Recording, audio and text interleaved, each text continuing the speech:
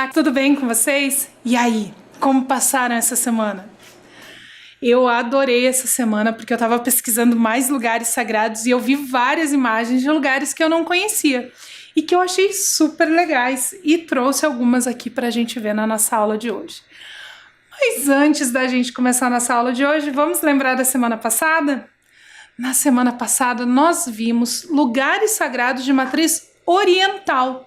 Nós vimos que mesmo no meio daquela confusão, daquela cidade super agitada, os lugares sagrados eram espaços de silêncio, de reflexão, de meditação, não é mesmo? Então, esses lugares sagrados orientais promovem essa sensação de paz e de bem-estar para os seus seguidores. Então, nós já vimos na primeira semana lugares sagrados ocidentais, nós vimos várias igrejas, vários templos. Nós vimos lugares sagrados orientais, alguns templos, né, que nós vimos na aula passada. E hoje nós vamos ver lugares sagrados de mais duas matrizes, africana e indígena, combinado? E nós vamos começar a nossa aula de hoje com uma visitinha em um dos lugares sagrados de um desses líderes religiosos da Sintec, combinado? Então presta atenção lá nesse vídeo.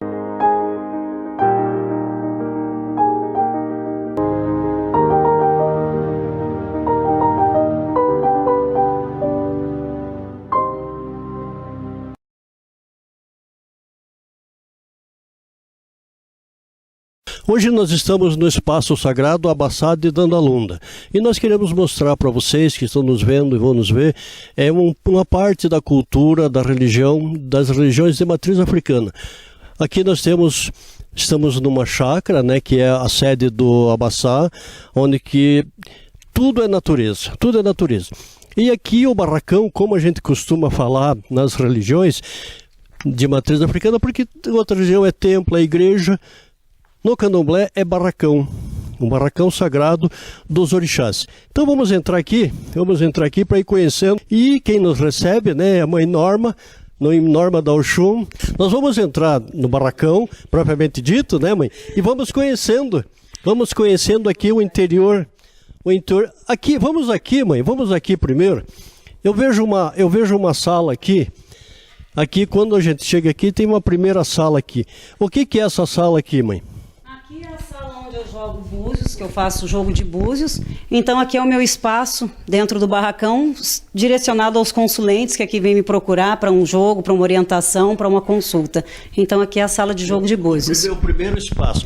Então esse aqui, cada pessoa que vem numa casa de cultura, de religião de matriz africana, a mãe ou o pai de santos tem que saber o que a pessoa tem, o que a pessoa quer, o que a pessoa precisa. Então nesse espaço aqui são desvendados, né, mãe, tudo da pessoa, para depois a pessoa adentrar, propriamente dito, aqui pro barracão, não só pro barracão num dia de festa, num dia de saída, num dia de trabalho normal, numa gira, mas aquela pessoa também que quer ser um iniciado. Então aqui é o espaço, então aqui é o templo, aqui é a igreja das religiões de matriz africana. Então nós vemos aqui uma construção, né? Uma construção no estilo assim simples, colonial, mostrando que a religião é natureza. É isso, mãe? É isso, meu velho. A nossa Umbanda, o nosso candomblé, antigamente não tinha. Hoje isso é um luxo já, né? Porque antigamente os negros, os escravos, os índios tocavam aonde? No meio das matas. Era onde se podia se cultuar, porque não se podia... nós não tínhamos a liberdade que temos hoje. Então, antigamente era no meio da mata. Então, hoje, graças a Deus, nós temos o espaço físico para poder cultuar a nossa energia dos inquices, dos orixás, mas sempre dentro, buscando o mais possível da natureza. Vamos mostrar aqui o altar, o congá, como é chamado, né, nas religiões. Então, aqui nós temos os santos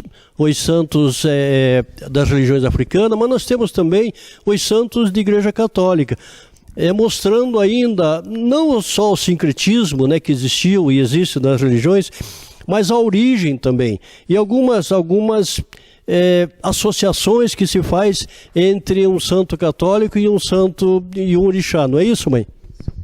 Então, o altar da nossa casa aqui, coloquei das duas formas. Podem ver que tem santos da Igreja Católica e tem os inquices em orixá mesmo, né, na forma africana.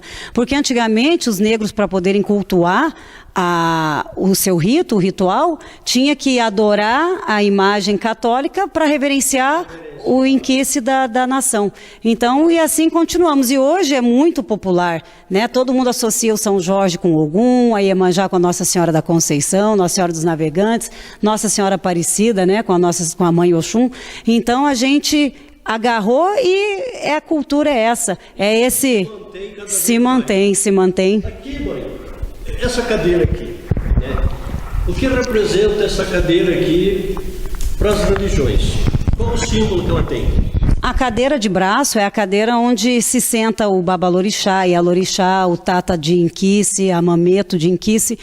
Nós, quando nascemos no orixá, nós nascemos humildes, nós nascemos sentando em esteiras indecisas, depois passamos para o apoti, que é os banquinhos, e com os nossos elevados anos, vamos ganhando os nossos cargos e passamos para a cadeira de braço.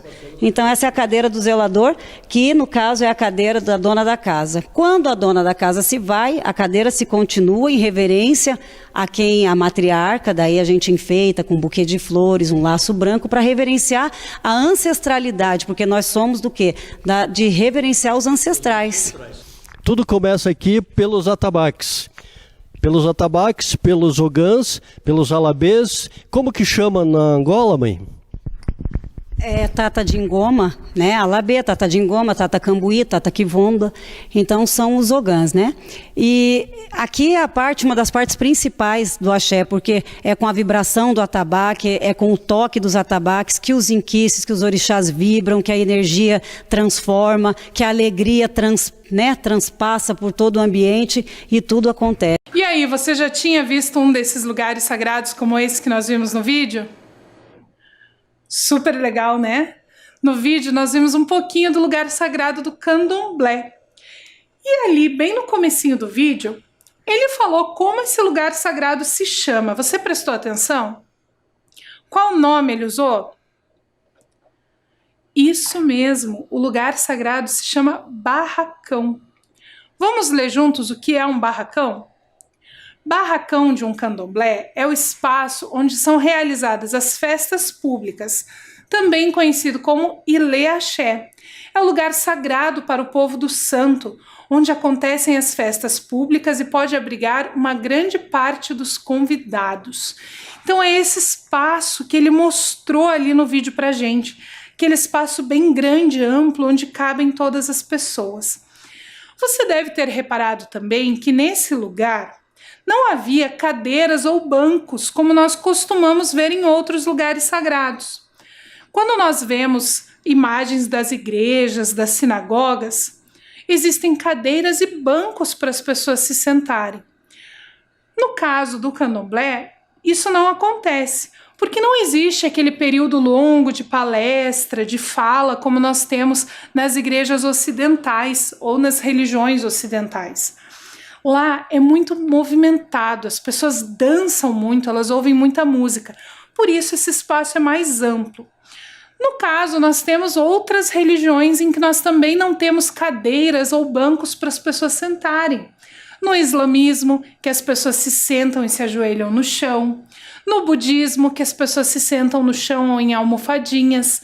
Então são algumas configurações diferentes. E no caso do candomblé, porque é um espaço onde as pessoas se movimentam muito. Tanto que o momento do culto se chama gira. É aquele momento onde as pessoas dançam, onde elas rodam muito. Por isso não pode ter cadeiras ou bancos, porque ia acabar atrapalhando essa movimentação. Mas na matriz africana não é só o nome barracão que é utilizado. Nós temos alguns outros nomes também para estes espaços. Casa, terreiro, templo.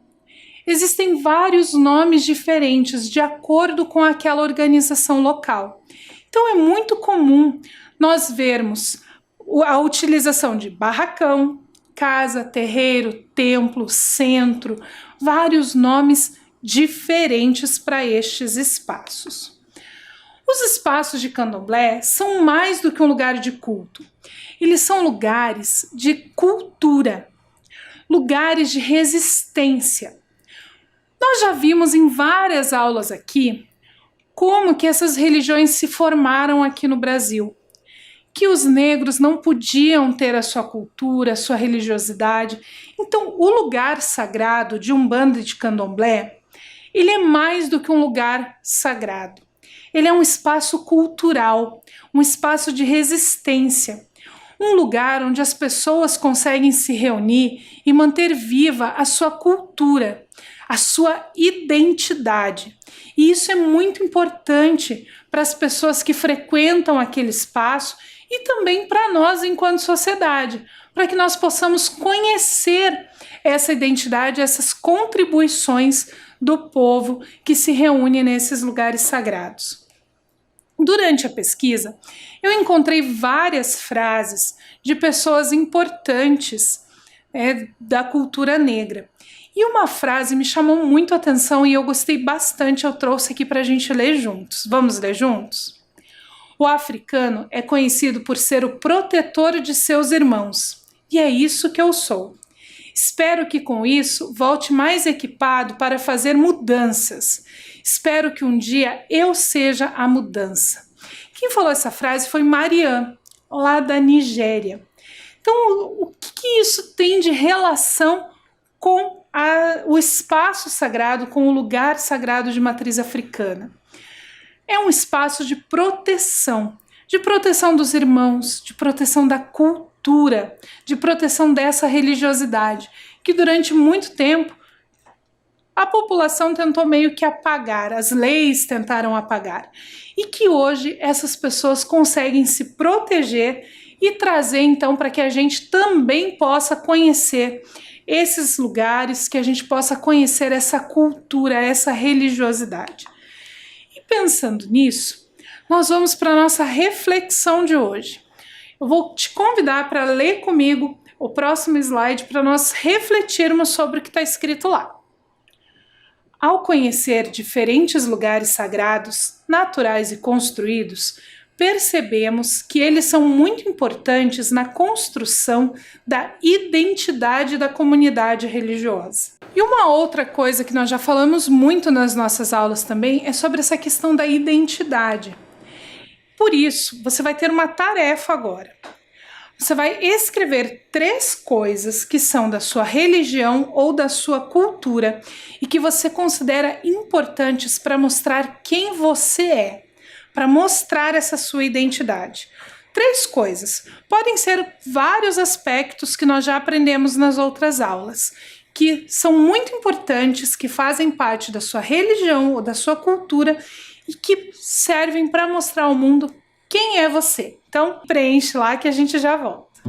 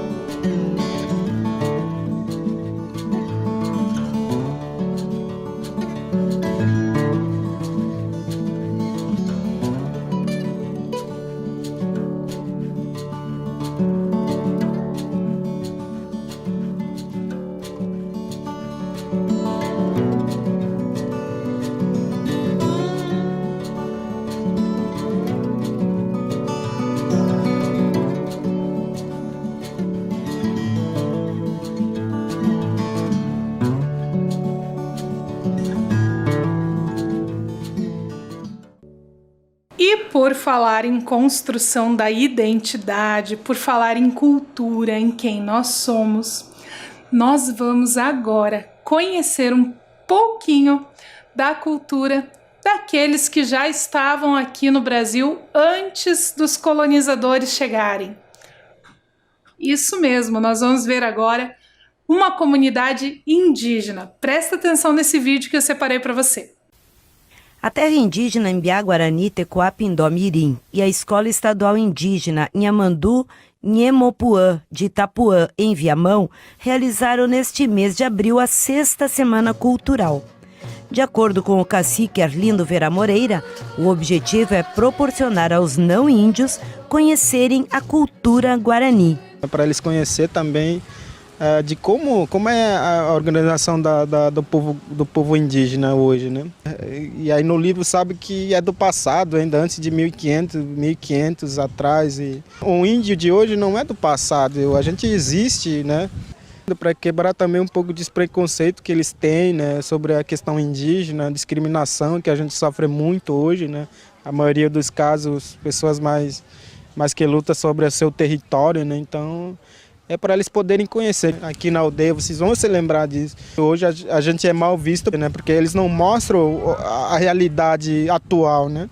Então hoje a gente estamos formando as crianças para ter outra visão, né? Outra visão do passado, né? Vivenciar um dia na aldeia para conhecer mais sobre a cultura Guarani-Mbiá inicia com a saudação Aguidivete, que representa o boas-vindas. Ao som de cantos e danças, os visitantes são apresentados para a comunidade indígena. E ninguém vai, se não for nós, ninguém vai lutar por nosso direito, né? Então a gente sempre tenta trabalhar nesse nível, até com os alunos da escola aqui dentro da aldeia mesmo, então para eles não esquecerem a sua identidade, né? Nesse vídeo, ele não falou o nome do lugar onde as pessoas estavam se reunindo. Mas vocês viram que em alguns momentos ali no vídeo apareceram algumas pessoas, algumas crianças cantando dentro de um espaço, né? Um espaço mais fechado. O nome desse espaço é Opã. Mas o que será que é uma Opã? Vamos ler juntos a explicação? É na Opã que a criança ganha nome no batizado, onde as sementes dos primeiros milhos estão aguardando um novo plantio. É o lugar em que as reuniões acontecem, os noivos são aconselhados e as brigas acabam.